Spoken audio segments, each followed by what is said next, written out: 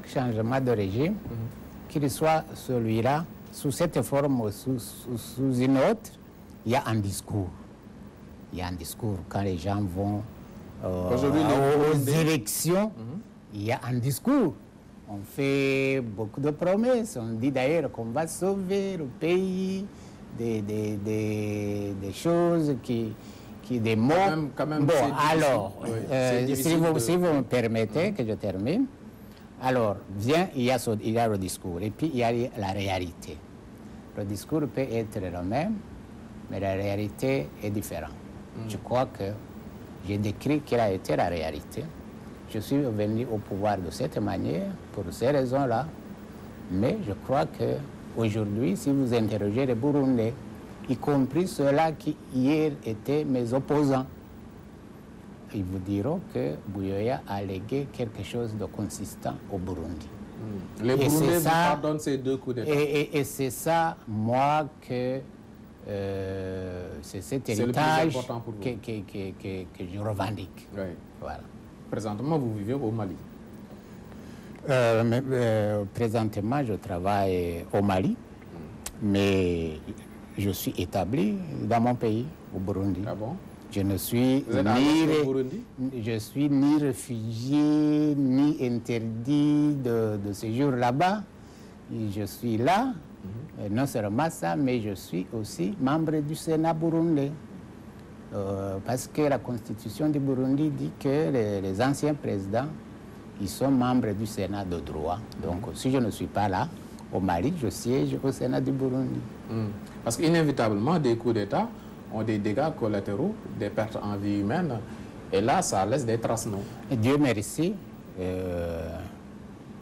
je suis toujours venu au pouvoir pacifiquement, sans effusion de sang.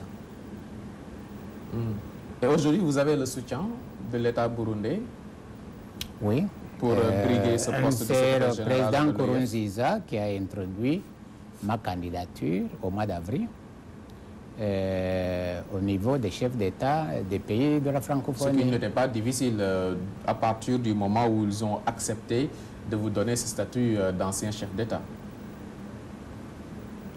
C'était logique. Je suis allé solliciter le président Nkurunziza. Il a eu l'amabilité de répondre à ma sollicitation et d'introduire ma candidature, et je l'ai remercié publiquement. Et je suis fier aujourd'hui d'être le candidat de l'État burundais. Du côté du Canada, on a failli vous refuser le visa. Finalement, le Canada vous a octroyé ce visa? Bon, pourquoi voulez-vous que le Canada me refuse un visa? Oui, parce que le Canada évoquait justement votre statut. Mes détracteurs, n'importe qui a été homme politique, il a ses détracteurs. Ça, c'est la loi de la politique. Alors, mes détracteurs ont dit que j'étais interdit de séjour au Canada et en Suisse. Alors, lundi, le 8, j'étais reçu au ministère des Affaires étrangères suisse, à Berne. Bon, alors, en deuxième moitié d'octobre, je suis invité à donner une conférence à l'Université de Montréal. Alors, aujourd'hui, le Canada ayant un candidat à la francophonie comme moi, il lui serait impossible de me refuser un visa. Parce que tout le monde dira que c'est la concurrence déloyale. Donc, il y a ce que les gens disent. Bon, moi j'ai été un homme politique. Michel Jean, oui, c'est la candidate du Canada qui a une grande chance en tant que ressortissante d'un pays aussi puissant que celui-là canadien. Bon, il ne m'appartient pas de me prononcer sur les autres candidats. Ce n'est pas à moi de parler d'eux, de leur chance. Je pense qu'ils auront l'occasion, comme moi, de parler de leur chance. Vous y croyez? Alors, moi, je parle de moi, de mes chances. J'ai dit ce que je considère comme mes atouts je crois que mes atouts sont importants.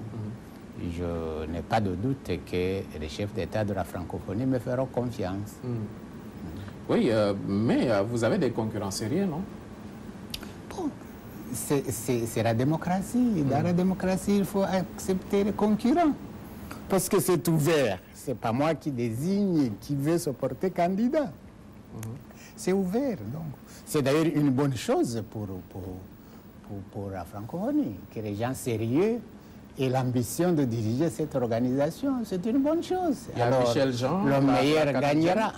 Il y a Claude Letrec, mauricien. Diokonda Traoré s'est retiré. L'Union africaine n'a pas pu avoir l'unanimité autour d'un candidat pour ce continent. Ça vous affaiblit, non?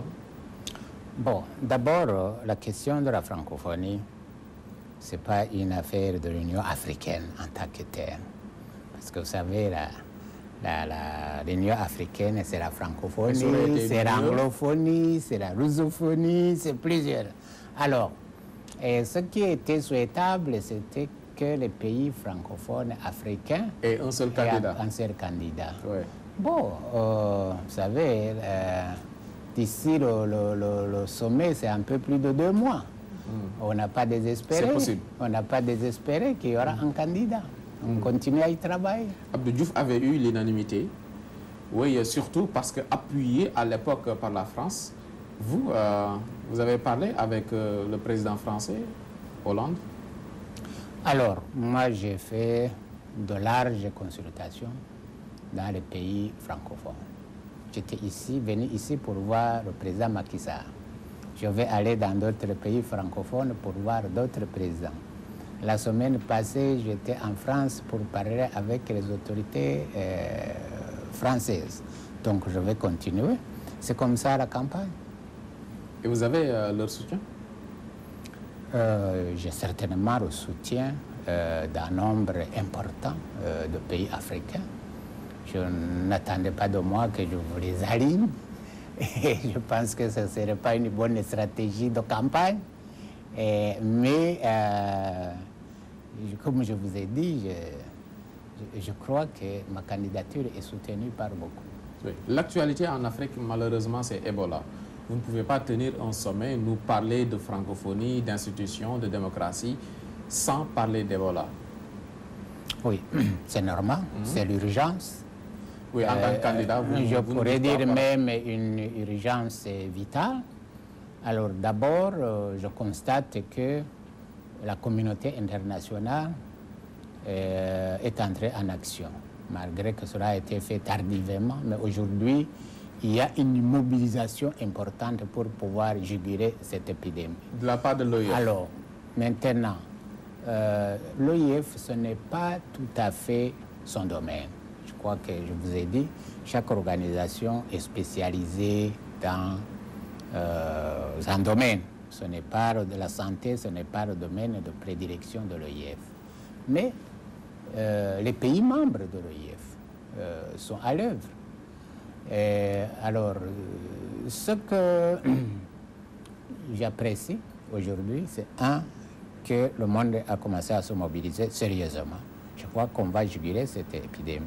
Ce que je regrette, le Cuba a donné. Ce que je regrette, oui, c'est que la mobilisation des pays africains a été tardive. Et notamment l'organisation que je représente au Mali, au Sahel, l'Union africaine, aurait dû faire plus. Aurait dû faire ce qu'a fait Cuba en premier lieu. Et je pense qu'on aurait pu aussi, au niveau africain, chaque pays contribuer un certain nombre de médecins, d'infirmiers, chercher les équipements et aider. Un autre échec des dirigeants africains, cette lutte contre Ebola, leur attitude décriée par la population africaine et par la communauté internationale. Une Afrique absente dans cette lutte. C'est une façon de parler. Je serai plus nuancé. Elle n'est pas absente. Je pense qu'il y a des choses, il y a encore des choses à faire au niveau de l'organisation, de la solidarité. Alors, il faut faire le constat et s'organiser mieux pour l'avenir. Ce n'est pas seulement pour Ebola, mais pour autre chose. On voit qu'on est encore en arrière. On parle beaucoup de solidarité africaine, mais quand on n'est pas organisé pour rendre cette solidarité effective, c'est ça le problème. Pierre Bouyoya, il était notre invité sur ce plateau de Toute la Vérité sur Sen TV et Zik FM. Dernière question, qu'attendez-vous de ce sommet de la francophonie à Dakar? Bon, le sommet de la francophonie, c'est toujours une occasion de donner à l'organisation un nouvel élan. Et si vous regardez les thèmes qui seront développés, la francophonie économique, et la promotion de la femme, l'attention à apporter aux jeunes, je crois que c'est certainement des thématiques importantes, des idées porteuses. Ce ne sera pas un sommet de plus.